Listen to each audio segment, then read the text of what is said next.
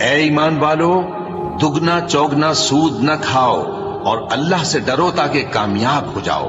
और दोजख की आग से बचो जो काफिरों के लिए तैयार की गई है,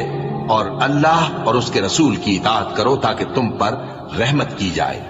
और अपने परवरदिगार की बख्शिश और उस बहिश्त की तरफ लपको जिसका अर्ज आसमान और जमीन के बराबर है, और जो परहेजगारों के लिए तैयार की गई है, जो आसूदगी और तंगी में अपना माल अल्लाह की राह में खर्च करते हैं और गुस्से को रोकते और लोगों के कसूर मुआफ करते हैं,